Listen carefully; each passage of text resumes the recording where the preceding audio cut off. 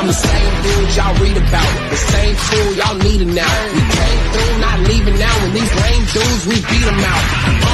No stopping this, ain't my way, might pop your lip. Ain't saying this awesomeness, but y'all looking like the opposite. We setting the bar, y'all know who we are. We're making history, leaving a legacy, nothing is stopping me. Better believe what we say, we're making history.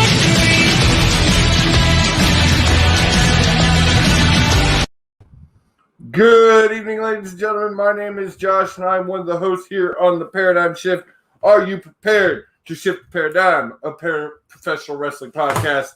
I'm going to waste no time tonight. We're going to bring in the man, the myth, my podcasting guru, if you will, William HD, if you will, baby, Morgan. If you will, baby, if you will. Let me tell y'all, it's good to be here on the Paradigm Shift Wrestling Podcast. We shift the paradigm of professional wrestling. We're going to talk a lot about the Attitude Era tonight. I'm so excited. But let's go ahead and bring in someone who was in the great province of Canada. He is the Moosin heavyweight champion of the world. My man, Gene. Gene, what's up? What's up? What's up? It feels good. It feels good to be here tonight.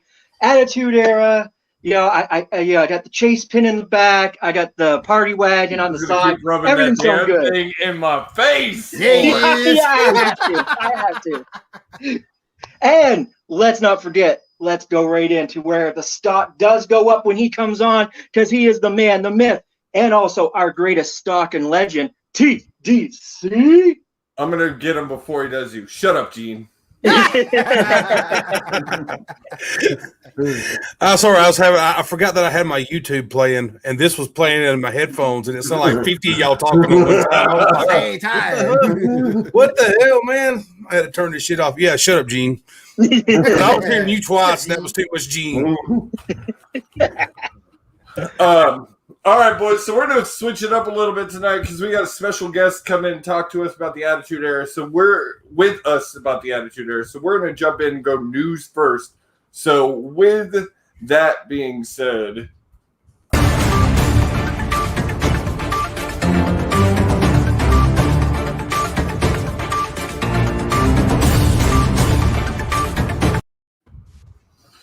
so the first I think the first piece of news we got to talk about is Daniel Bryan is at the moment no longer contracted with WWE. He's a free agent. He is a free agent. There is rumors swirling in all directions. There's rumors saying that he could end up in New Japan. Rumors saying he could end up in AEW. That he's going to resign. Let me ask you, Josh. Let me ask you, do you want him in AEW or no? You know, if there's one guy that I think could really help the AEW division, and plus it would allow him to still do what he wants to do and wrestle in Japan, wrestle for other companies, all that, I think having Bryan Danielson in AEW would be huge. Now, I'm going to go to Mr. TDC, who's probably not going to agree with me. I mean, it'd be huge for AEW, but I'm not buying into this clickbait because I guarantee you next week Daniel Bryan will re-sign with WWE. I mean, you're probably not wrong there. I will say, like I said in our chat today, if there's one guy I don't think is really thinking about the money, it's probably Daniel Bryan, just because he has enough money, and we all know he's a vegan. They live off the land. He doesn't really care about money. Shit, they still spending Total Diva money. And that's going to be my next point. Bree is still bringing in that bacon, so that he's not hurting for the money. So if he chose that he wanted to go out like that, do vegans still call it bringing in the bacon? No, they call it bring in the eggplant. But anyways, you know, the kale, baby, the kale. They're bringing the kale. There you go. It's the kale, baby, the kale. Hey, is it true that I'm hearing the Bellas are trying to make a comeback? Shut up, Will. They'll hear you. Yeah. Oh my God, please no. We bypass that comment. They'll hear you. Yeah, but no, I think it must be true. I'd have to say Daniel will probably spend a little bit of time at home, and if anything, he'll be at the Performance Center helping out. That's where I see it. Next bit of news, I think we got to talk about Blood and Guts tonight. Truly, the Dynamite was nothing spectacular. And I've heard rumors, Tommy, you posted this in our chat, that supposedly that the first hour was recorded and watched on the big screen. And then the only thing that was the actual match was the Blood and Guts match, which if that is the case, that's some bullshit. Yeah, it is. That's some Vince McMahon bullshit. What y'all doing? Hell yeah. What y'all doing on the AEW, bro? As RYK said, that's some Raw 25 bullshit. Yeah. Yeah, it is. Come pay $70 for these seats to watch it on screen. and what you're paying for live is one match. Yeah, one match. What the hell they doing? Trying to bring closer the TV back? But the Blood and Guts match, good. I would say it delivered to what it was said to be. Gene made a great comment when we got in here that ending sucked. But really, to me, what big match ending hasn't sucked lately? The Reigns, who was he facing when he handcuffed him to the bench? Kevin Owens? No. The Reigns match a couple of months ago when Paulie struggled to get the cuff off. Yeah, that's Kevin Owens. Yeah, that was Owens. That was, you're right. You're forgetting your matches now. Well, for some reason, I thought you said Nash. I don't know why. Nash. Where you get that from? We are talking the 90s, but not right at this very moment. Not right now. Yeah. So, the big thing coming out of Blood and Guts is that there was over 1,500 fans in attendance. And this leads to our news. Tony Khan announced today that they will sell out Daly's Place for Double or Nothing on May 23rd. That's 5,000 people. There will be a live show the day before. And there's something else I feel like I'm missing. But then they announced Britt Baker versus Hikaru Shida as the first match for that tonight. So I could watch that. Yeah, that will be a great match. It will be a great match, and that. I tell you, even as the heel she is, if Britt doesn't go over, I fucking quit. Britt's gotten so much better since she started. Oh my god, so much better than when she started. Yes. But the worst bit of news is coming out of Raw and the WWE. We've given away all these lovely talent for the greatest talent of all, Eve. Oh my man. Why? Wait, did you say Red coming back? Why? Back up. Did you just say Eve? You didn't know that's who I was talking about? Yes. They announced it on Monday. She is coming back. They got rid of Samoa Joe, and Eve is coming back. we got Will here speechless. All Red's coming back, baby. All Red. Can somebody give me a gun, please? Can somebody give me a gun? I don't disagree with him, man. We lose Samoa Joe. Hold on. We lose Samoa Joe for Eve. Yeah. Not just Samoa Joe, but Mickey James. The Iconics. Just shoot me now. Just shoot me now. Chelsea Green, which I think is a really talented person. I think that's a mistake. I think losing Chelsea is a mistake. I really do. I follow Chelsea Green on Instagram, and she's. Oh, I do too. Trust me. Hey, W, hand it here. Just behead myself. I don't want to see that. I don't want to see that. Gosh. Biggest news, I did want to say this. Big news coming out of tonight's Blood and Guts is Miro versus Darby Allin for the TNT title next week. Ooh, Miro, they're about to put gold on Miro because at this point he's so dominant. There's no way that Darby wins this match. No, there's just no way. No. That's good. You had MLW crowned a new champion on their season finale tonight. Myron Reed is now the first ever two-time champion in MLW as their two-time middleweight champion. My MLW, like we've been saying, like I feel like a lot this year, doing the damn thing, signing the Vice deal. Okay, the only one complaint I have with MLW, they need a better commentating crew. I agree. They need that grade. Their commentating crew. Saint Laurent and that other dude are terrible. I totally agree with you there. Have you guys seen Camille and Thunder Rosa over at NWA? I haven't seen that match. They're burning it up. Their promos are getting really, really good down there. Really good. So I do have to throw this out there. Went to another Mission Pro show this weekend. It was absolutely amazing. It was packed. I saw Jazz. I saw Mark Henry. Dave LaGreca took a champagne bottle to the head.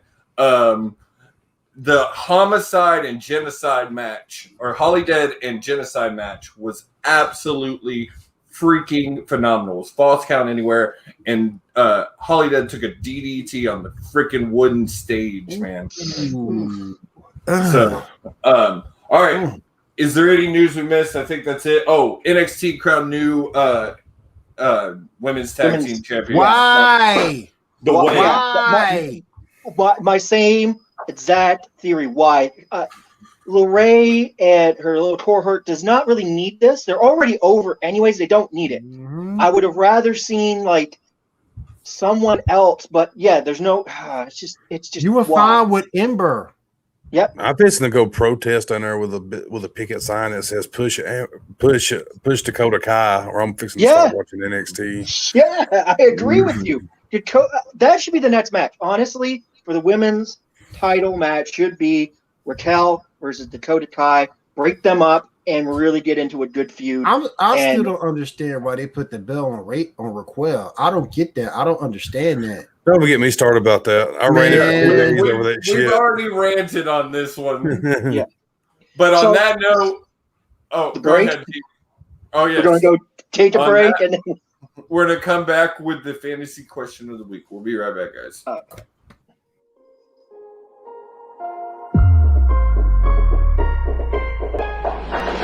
Yeah.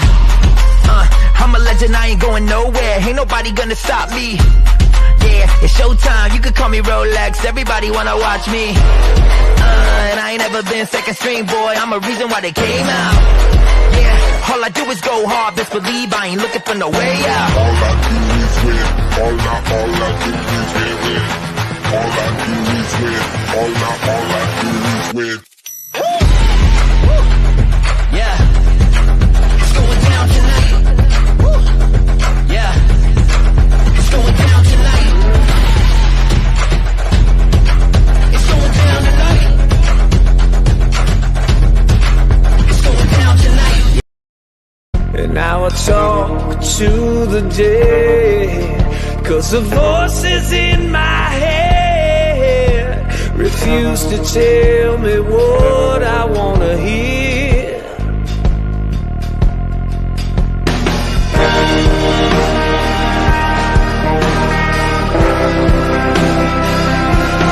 Hold my feet to the fire, throw my car keys to the crows. Save your sermon for the choir, 'cause I already know. I told my troubles to the wind, and I made myself clear. I need some divine intervention.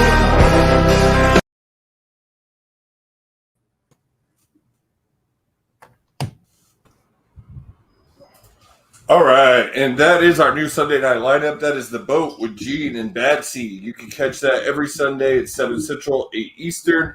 They are breaking down all things of professional wrestling in the week, talking about everything you want to hear. So you want to check that out. And then that is the Writer's Digest. We are coming to the end. It is me, Gene, and Hickey, and you can check us out at 8 Central, 9 Eastern every Sunday. We've only got 3 episodes left of this season, and then we will be on our season break before we go into season 2. So make sure you check that out. All right, boys, it is that time of the day. But before we get into it, I want to bring in a special guest. He was a huge fan of the Attitude Era.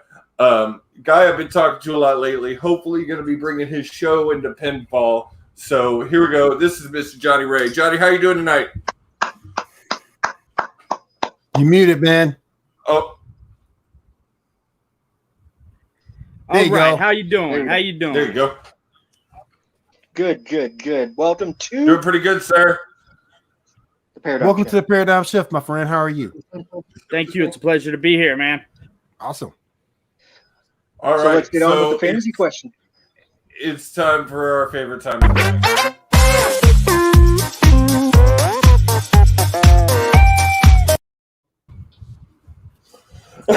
All right. So we're going to keep it easy tonight. Keep it lax. Favorite star, but I'm going to change it up. Favorite star and tag team of the Attitude Era.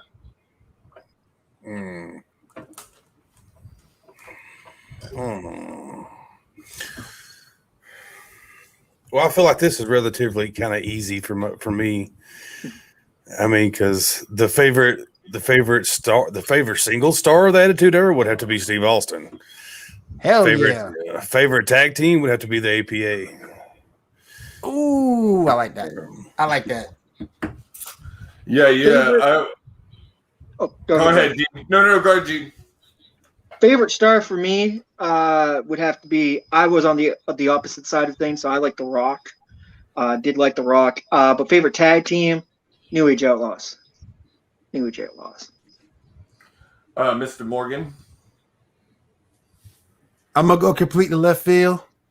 I love watching Lita and her fine self back there, boy. Particularly when she came in with S.A. Reyes, boy. Ah, yeah, I love Lita. Oh, yeah, Lord. And then after that, I gotta go time with the APA. Those boys are awesome. Yeah, I gotta agree with Tommy. Johnny, what do you say? Well, that's tough. As a fan of the Attitude Era, and really the only era I care about, there is no number one. There is no favorite. There is a top 5 at best. They're all tied for number one. That's Stone Cold, The Rock, Triple H, Undertaker, and Kane. Those are the 5. There is no better than. As far as tag team, I'm gonna go with something that a lot of people didn't get behind, and that's the Brothers of Destruction, Undertaker and Kane. My only issue with the Brothers of Destruction, I don't think they were like a tag team on and off. It wasn't anything that was prolonged, and that was the thing that sort of kind of pissed me off. Well, I think that's what made them great, though, is that they could always team. Always. Yeah.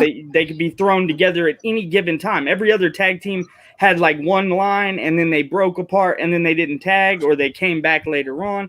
This one, any given second, Undertaker could come out. You could hear the bell toll, and him and Kane would be right back to kicking people's derrieres all across the country. I would say that it was more on WWE because they never push. I never felt they gave the Brothers of Destruction the push that they deserved. Now I get that's definitely true. That's definitely true. They didn't. I get that the Taker was such a single star; they didn't really want him tied up in a tag team. But man, could you imagine a really good tag team run for the Brothers of Destruction? Think about it for a second. They were at that time; they were both at their peak. Who's gonna beat them? Yeah, that's a good point. Legitimate. And you can't really go off of the Undertaker being a big star and not wanting to time up with tag team because they tied him up for 8 months with the Twin Towers or whatever with Undertaker and Big Show. I mean, that was like an 8-month run. That's true. And then they tagged him up with Stone Cold for 4 or 5 months straight. I mean, they had him in tag teams. They just, I think that the problem is that they were too destructive to keep around. That nobody would believe that they would ever get beat ever. I agree with that. Kind of like they did. Kind of like the reason why they got rid of the Nation of Domination, because legitimately, who was going to beat them? There was no facade there of them ever losing. So that's why they broke up the Nation. I'm biased with that one because I think DX gave them a run for their money. I think DX kicked the Nation of Domination all across television for a good while before The Rock kind of took off and then Triple H took off. But here's the reason why you get that. Over on the WWE, you had the Nation, you had D-Generation X. Over on WCW, you had NWO versus everybody. That's true. So you need Well, like the at only way one that point in you're time, gonna- it was NWO versus nobody because everybody Yeah. was NWO. Everybody was in the Yeah. NWO. I was about to say. I was about to say. WCW guy. Maybe Yeah. Bill Goldberg. I guess Goldberg would be about the only one. It was more like everybody else versus the NWO, Yeah. because Yeah. that shit got ridiculous, man. That's I mean, what killed Kurt it. Hennig. Kurt Hennig was a part of the NWO. Yeah. Bruh. But Bro, you gotta, bro, but you gotta see like, Virgil the was in the Yeah, NWO. he was. He I'm was. more surprised by Rick Rude being a part of the NWO than I am Virgil or Kurt Hennig. Facebook user. Click on the link at the top of that. We want to see who you are, my friend.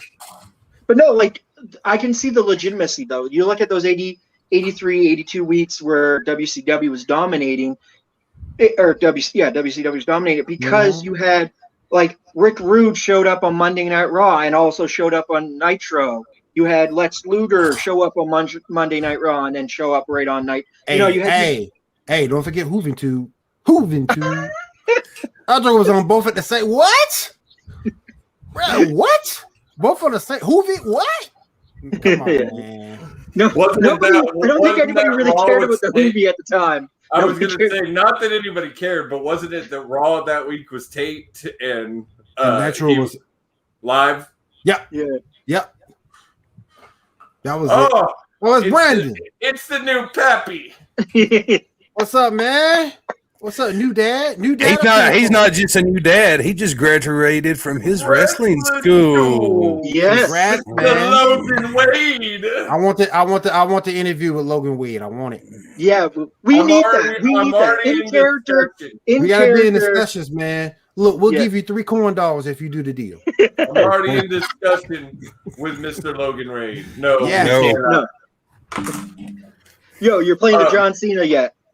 All right. So since we're already in the topic, what we kind of discussed this last week, but I wanted to dive into it. Was the Attitude Era as good as everybody thinks it was? Because you hear a lot. There are a lot of people like Johnny, and there's a lot more like him who said the Attitude Era is the greatest. New wrestling is crap, and they haven't watched it since. But as guys, us four here who do continue to watch and have went back and watched it again, is it just cringy mess that is highlighted by a couple of amazing stars that covered up the rest of the garbage? I sort of had to agree with Tommy last week on saying like, as kids we were sucked into the nostalgia of everything, and 90% of the time we were only thinking about Stone Cold Steve Austin or The Rock or those types of feuds. We didn't really take a look at all the other things that were going on. So I think we get a little diluted and we get those, beer goggle glasses on where we go, oh yeah, the Attitude Era was great. I think it had its cringy moments, and not to say that wrestling today don't have its cringy moments because it does. But you know what I mean? I think in all, I think the Attitude Era was, in the sense of a creative standpoint, was a lot better than today's. Yeah. I'll give it that. It's a lot better creative than it is today. But as of the way of going back and watching it, honestly, we've been through it like how many different times we just sit there going, can we get to the main event, please? By now, can we get to the main event? Yeah. That's what I'm saying. Like to me, it's not much different than today's. Back then, the only difference is yes, they went up further with extremes than they will today. Today, it's so like under a boot, and they don't allow them to a whole lot of freedom like they used to. But if you look back, it's no much different than today. Sometimes you have a couple of decent, real good guys who are mid-card wrestlers, and you have 1 or 2 to 3 or 4 guys that they try to build the entire show around. It's the same thing they do today. They're not doing nothing any different on that part of it. But and I don't mean to cut you off, but couldn't you say the stars back then were a little bit better than the stars of today? I mean, nah, I wouldn't go that far. I wouldn't go that far. I don't like to compare generations. I'm not one of those type of people. I hate when people try to compare generations, but it would be a slap. I mean, I don't know. Like, people give today's wrestling a lot of shit, and to me, today athletes are great. Agreed. They're great. The only difference is that they get a lot of shit from Attitude Era fans because they say, okay, those guys are weak because they don't go out there and get their head smashed in with a fucking chair every week. They don't have to do that no more. It's stupid to do those kind of things. Prove me. I mean, it's been proven. That's why they don't headshot no more. You're not going to get color all the time. There's not going to be blood all over TV like. But you know, as in watching AEW tonight, it's nice that it's not all the time anymore. It's nice to see those just. And we talked about it on this show. AEW, there was a time they were doing it too much, but they've cut back. And it's just nice every once in a while to see that really bloody match. The reason why I can kind of see the madness behind it is because I remember at one time in wrestling when I was watching, you almost got to the point was like, what the fuck are they going? What are they going to do now? Because like they have literally did everything. You know, there's a cage on top of another cage on top of another cage, and you got tables that are stacked 6 high. I mean, it gets to the point like when they're doing that shit every Monday. And then when it comes to a pay-per-view, the only thing that makes me really pissed now, though, is when they have a TLC or something, and there's literally almost no TLC to it. That's all the time anymore. Yeah. What would you have to say there, our lovely new guy? I completely disagree with everybody on that one. And I know that's a shock. But the reason that I say that the Attitude Era was the greatest era and that they are 1,000 times better than today's wrestlers is because all today is what people used to make fun of wrestling for being. It is literally 2 grown men or 2 grown women hugging each other in underwear in the ring, giving each other love taps. There's really nothing going on. The storylines are very watered down. They're recycled, a lot of them. I mean, I watched WrestleMania this year begrudgingly because it just happened to be free for me. And 90% of the matches on there were something that already happened in 1998 or 1999 or 2000 to some degree, almost exact move for move, kick for kick, punch for punch. The only difference is there was less blood. And that's the only difference between now and then is there's no blood now. There's I haven't seen blood, at least maybe they have some and I just miss it. You won't see blood on WWE, Vince. I mean, when they you can only believe so much that if somebody gets hit in their face into the steel cage so many times before they're gonna bust open, it takes away the reality of it and makes it just kind of collegiate wrestling, essentially.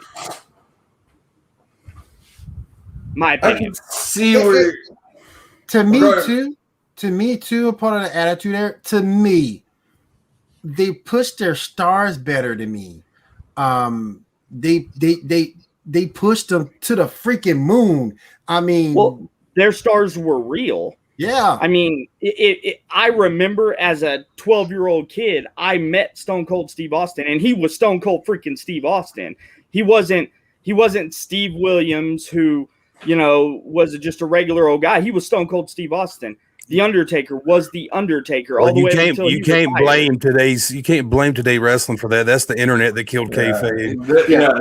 That's not them. But the fact is that point out a wrestler today, a wrestler that is that wrestler. MJF. They're not. MJF. He lives his gimmick 100%, just like Taker. He's literally made. Well, he's talking now, not a guy who was relevant 20 years ago. Right. Okay, a guy now that you can even easily say that, and even though that, outside when you get the Make-A-Wish stuff, changes up a little bit, but there's still guys that play heels like Adam Cole will be the exact same Adam Cole you see in the ring to the Adam Cole that you see outside. But that's my point is you got 2, 3, maybe 4 guys, whereas back then it was everybody. Vince would find people if they got seen out in public and we're not their character. We're not them who they are on TV. And it lost its realism to me. I mean, But don't get, I again, mean, that's because of the internet. There's not a whole lot you can do about that. And you can also thank your Attitude Era Bret Hart for that, also, bud. Yeah. He's the one that pulled the curtain back and killed Yeah. kayfabe. So Yeah. that also had a lot to do with it. Now, I will agree. Today's wrestling is also a copy of storylines. But that's because there's nothing left. Like Tommy said, there's nothing Well, left. but just like Jim Cornette will tell you, even the stuff that was being done in the Attitude Era was stuff that was copied from the 40s and 50s and 60s. Yeah. Some, yeah. The thing is, Some of it was. Now stuff Yeah. like Austin coming out on a beer truck and obviously- stuff was not. Obviously, you're not going to have 100% authenticity and originality in any career or company that's been around for 80 years. You're never going to have any kind of originality because things that they're doing now in WWE, they were doing 10 years ago in New Japan Pro Wrestling. Oh, yeah. Or things they're doing now in WWE, they were doing in well, maybe not ECW because they were real extreme, and I don't think Vince would ever go that far. Okay, anymore. Brandon, Vince McMahon Jr., chill out. Your talent should be able to be on the damn internet, dude. I agree with that. Take them off the internet. Take them off. Don't let them get on. You can't do that. If I was Vince McMahon, I would. I'd tell them no phones, no internet. If you're out in public, and today's generation, they would say "fuck you" and go to AEW where they got freedom. That right there would literally kill his company. There's not much that could kill WWE, but that right there. They were tripping. I mean, he's killing his company himself. He's already killing his company. but you saw this. Not really, because I mean, WWE just signed $1 billion deal with NBC. I think they're fine. And plus, WCW had it unlimited. Okay, so let's tailor this conversation in a way of like this. Okay, so in the Attitude Era, you didn't have internet. You didn't have you had internet, but it was just forming. You had dirt sheets, even back then, but they were rare. Yeah, they were hard to get your hands on. But you had them. Even if talent is not online, the fans are still going to find the information. They're Yeah, still going to find out about the person. Definitely. Even if he's not allowing them online, they're still going to find out all that information about that talent and all about their lives. Let's take it away from. But I'm not saying that they shouldn't know about him. I'm not saying they shouldn't know about him. Everybody knew Mark Calloway was the Undertaker. I mean, that was common knowledge. It's not the fact that they knew about him. It's the fact of how they acted on television, on Raw, and at the bus stop on Tuesday at 7:20 in the morning. Well, let's just take away the fact of what's happening in behind. In the ring, if you look at it, I look at it as Attitude Era, had a little bit more color. We had a little bit more griminess because of the era, because they were trying to have you had competition. Let's hands down. You had WWF versus WCW every night for the longest time in the Monday Night Wars. ECW was that little company that got in there in the middle that tried, and everybody was stealing little things from those companies. WCW did it, and WWF did it. And ECW aligned themselves with the WWE because, well, Paul Heyman does not like Eric Bischoff. That's been very, very open. But take to today, NXT, to me, is more of the stuff that I can get down with, because Raw and SmackDown, they have their moments where you're just like, whoa, this is way too goofy. But at least NXT and Triple H's style of stuff is trying to bring it back to where it's about the wrestling, it's about the gimmick. It doesn't matter what they do outside the ring, it's what matters inside the ring. And they give you the most inside the ring. Look at Stand and Deliver.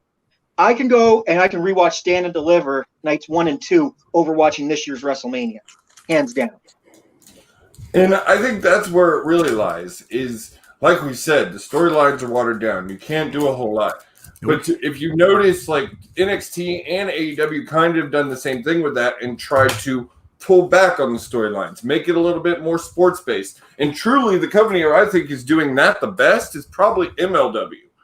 They don't, they have presented it more as, it feels almost more like a boxing match to an extent.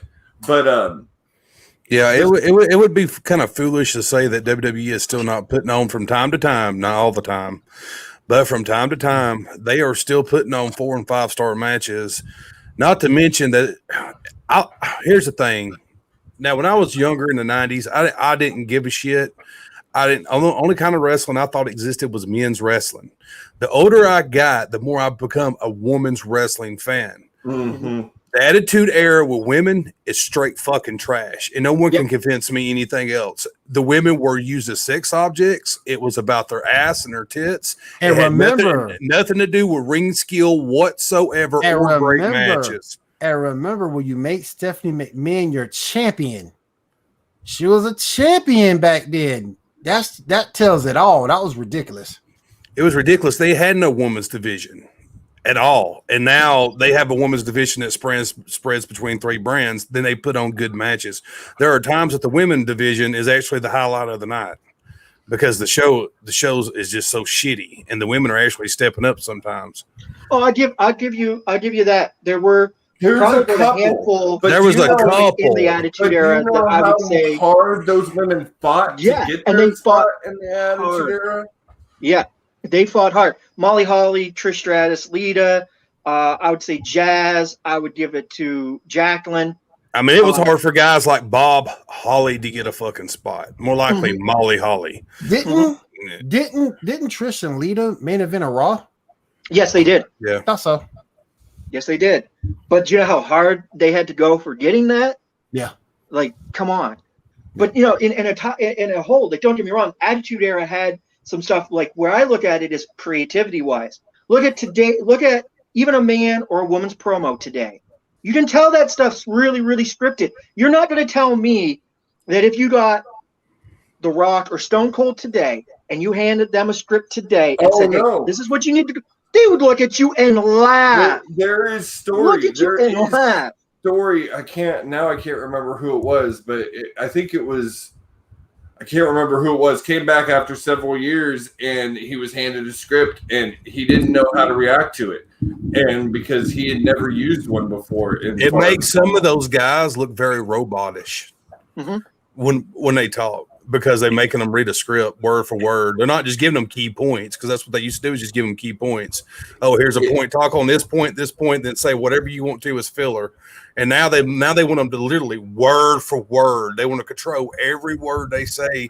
And some writer who's never been a wrestler a day in his life, who used to work at damn Nickelodeon or something, writing some bullshit, and he got this job at WWE. He don't know how to write a damn for them to speak. So that's why it comes off very cheesy and very unauthentic. Well, the one thing I'll give, the one thing you can really say about AEW is that makes their stars just a little bit better, is you can tell they're not reading off a script. It's because Johnny, I bet you can agree with me on this one. Here, watching the show backstage when they used to do the promo class, and they said the best promoer in that class was, what was it? Freddie Prinze Jr., an actor. Please tell me that I was dreaming. How does he become the best promo artist when you're talking to guys like Stone Cold Steve Austin and Triple H, who could out promo him any day of the week? But yet Freddie Prinze Jr. brought back promos in this generation. He's the master of the promo, everybody. 2 reasons. A, hang on. Before we get the second reason, I've got to take a quick commercial break. I've got to. I'm sorry, guys. I'm sorry, but I have to.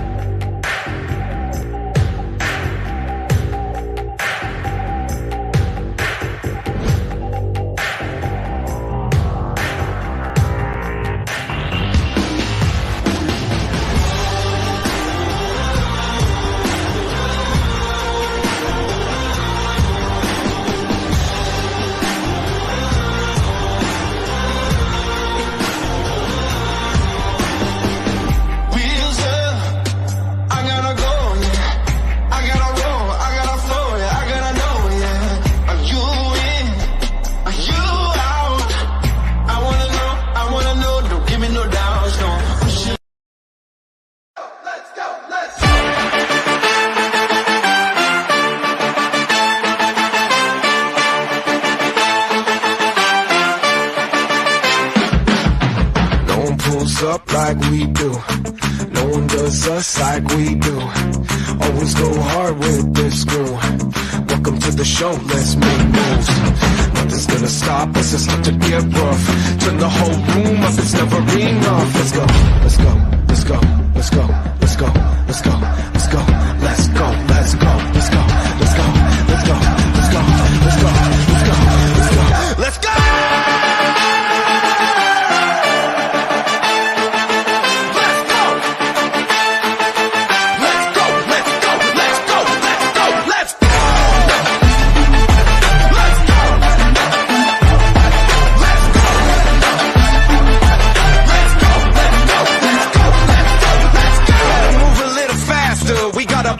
Gonna go and take it over. You call us King Kong. Here we come, running through the door. Don't wait long. Don't blink.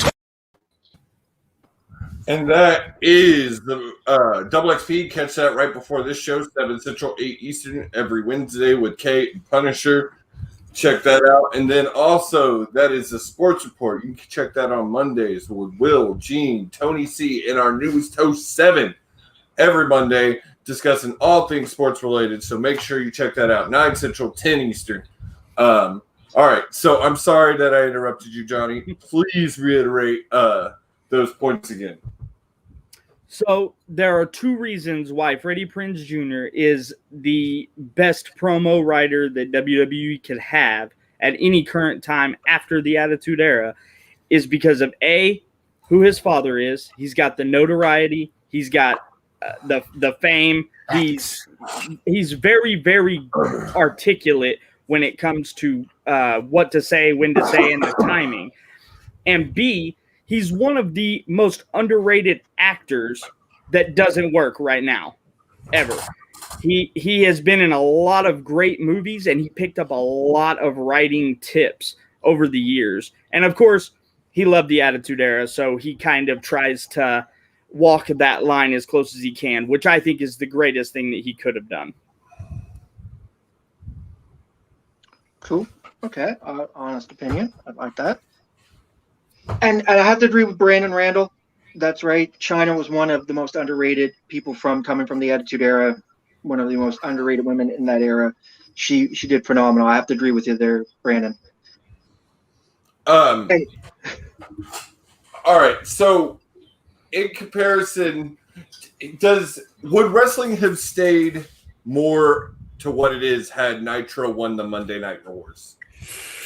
Oh man! Honestly, I think eventually they would have shot themselves in the foot, man. Either way, I gotta go with Johnny on this one. It would have died where it stood. Yeah, wrestling would have been no more. They'd have had 3 shows. They'd have had Nitro, NWO Wolfpack on Wednesday or some bullshit. The LWO on Wednesdays and Thursdays. NWO Divas on Fridays. I mean, it would have been all that, man. Hogan and Ashby on every show burying people. Finger poke of death every main event. Yep. They just went and did that. So they just went and did that at TNA. But this is a little away from Attitude. Has anybody seen, and I know that I want to bring this up because Tommy actually popped the video up, and this was with the Macho Man. And did you hear what Hogan had to say? Hogan says, and I quote in that video, "No man, no brother, Macho Man and Steamboat weren't trying to, take my spot, take our number 1 spot at WrestleMania 3, trying to outshadow us. No, they didn't. They weren't in the back. I mean, like, did the fucking clip cut? Did the clip cut over to Steamboat? And Steamboat's like, "Yeah, we was trying to steal their spot." Totally tried to undermine them. Tried to undermine them. But if you think about it, and it's the truth, what match do we remember coming out of WrestleMania 3? Do you remember Hogan and Andre, which was not a bad match? Andre couldn't work as well, whatnot. But what match sticks in our head most? I know when I was a kid, the reason why I wanted to be an Intercontinental Champion was because of Macho Man and Steamboat. So, like, what match do we remember most? Like, well, to me, Andre was just an attraction. To me, his matches were never that interesting. Right. It was just his size. Yep. And Hogan, I used to think he was interesting when I was a kid, when he was red and yellow like that back in but I was a kid. Yep. We're talking 80s and early 90s when I discovered wrestling. So, of course, Hogan looked interesting because I believed that shit because they told it to me. That was back when I thought kayfabe was, didn't exist. It was real. It was straight up real. Right. But the longer those matches, the older I got and go back and watch those matches, a lot of them are very unattractive. Like they're just not interesting. They're boring. They're a lot of wrist locks and arm holds and headlocks and shit like that with 4 or 5 moves. I mean, that's pretty much what it is. The They hit their 92 finish. Rumble. The 92 Rumble. Every one of Hogan's matches were almost identical. Yeah. Gene, you want to be the IC champion? Yeah. I legit after, and I'll be honest, even up to the early, what they call the new generation with Bret Hart and Shawn Michaels, I was an Intercontinental Champion fan. Me too. I've always been an IC fan. I've always wanted to be the US champ. But see, there you go. Like WCW had that United States title, which was like guys like Arn Anderson and Stunning Steve and Flying Brian who held that. And again, like if you take those guys and you move it over to the IC, that would be your Mr. Perfect, your Bret Hart, your Shawn Michaels, your. I'll disagree with you here, Brandon. Actually, what gave Hogan the big head was when he beat the Iron Sheik. Yes. That's actually what gave him the big head. And man, if you watch the Iron Sheik's Twitter, he wishes that had never happened. The story goes they told Sheik to snap his leg. I heard that rumor. Yeah, and she could have did it, but he didn't do it. He put Hogan over. Imagine if he would have snapped his leg, made him fucking humble. Snapped his leg and made him humble. Yeah. But that's about it. So real quick before we take our last break and come back for our plugs, Johnny, do you have anything you want to plug, sir? No, not anything other than my merchandise. It's JohnnyRayShop.com. JohnnyRayShop.com. Get the Patriot 316 t-shirt right there. Other than that, I appreciate y'all having me. Well, we appreciate you discussing with us because you are way more Attitude Era knowledgeable than me. So they probably enjoyed it. This is not my era. I started watching it about 01, 02. So yeah, he's the ruthless aggression. Yeah, he's ruthless aggression. Yeah, I'm about to say, Gene. But I know some shit on some ruthless aggression. So. Yeah. It's not all bad now. No. But all right, we're gonna take a quick commercial break. What? Oh shit.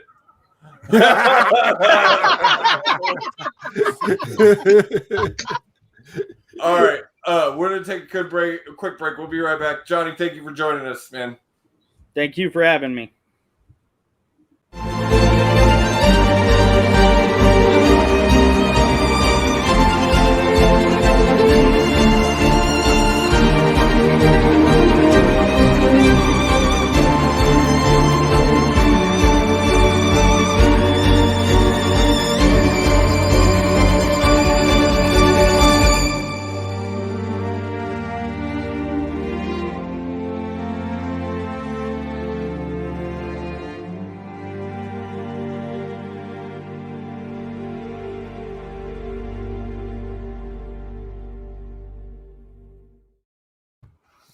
All right, boys.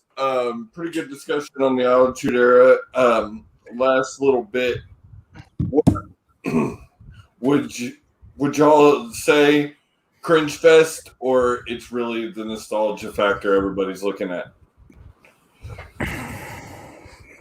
It's a little depending on what side you're on and how much you love it. It could be the greatest thing ever, or it could be there's points where you go it's cringy as hell and other things were good. The way I see it is there was some good stuff that came out of it creative wise, but there's a lot of cringy still material, and that goes all the way back even into the 80s where I still cringe. I watched some of it, but I come with it with a more opened eye as being older. Agreed. Tommy, I want your opinion. Yeah, I could say, I guess there's some cringy stuff in it, but it was the Attitude Era. It was supposed to be cringy. True. It was supposed to be greedy as hell and push the limits of not almost to the point of not letting kids watch it. I mean, that was the point of it. They were targeting more of an older base number that they were going after, and they was not trying to cater to 10-year-old kids. So I don't know, but I can't say that it was cringy. It was a great time in wrestling. It would be stupid to say that it wasn't, but it definitely had its. It was definitely before the business has evolved. Let's just put it that way. Wrestlers were way underpaid, way overworked. They had no insurance. They had no doctors. They was their own doctors, and they wondered why there were so many drug addicts that come out of the Attitude Era. Well, gee, I wonder why they were still being their own doctors. Exactly. I mean, honestly, it took the death of Eddie Guerrero and the things that happened with Chris Benoit before it woke the business up. Yep. So the Attitude Era had a lot of negative sides, but it also had a lot of good sides of it. I mean, there's good times you look back and see stuff like Austin's or Owen Hart or any of the shit that happened a little bit right before the Attitude Era popped off that was just starting to roll into it. I mean, hey, Mick Foley got second legs. Let's put it to you. He got second legs. He was over in WCW and he thought he was pretty much burnt out. He comes over to the WWF and he becomes champion and got him a new lease on life and did stuff with The Rock. So you got to admit, like the guy's career, there's things like that. There's some goods, there's some bads to every era. But before we get out of here, guys, if you haven't checked out all the other stuff on Pinfall, make sure you check it out. Tommy, when are the Hooded Warriors going to eat St. Louis? Because I'm wanting to see this. Me too. As soon as we can get free, we can't line our schedules up together for some reason here lately. So maybe in the next couple of weeks we can. So we're going to make Tommy do it by the end of May, guys. I promise. By the end of May, there will be a Hooded Warriors Eat St. Louis episode. We've got a lot of things coming down the pipe in the next few months. So make sure you check out Pinfall Streams, Facebook and YouTube, and stay in contact with us. Subscribe to that YouTube. Oh, real quick, I thought the Attitude Era was great. Yep. Oh, sorry, Will. You good? Hey! I'm rocking the mullet today. So there you go. You've been trying to look like Lex Luger with the mullet on. No, I'll go more Flying Brian. All right, boys. So, guys, y'all have a great rest of your week, and we will see y'all next week. Peace.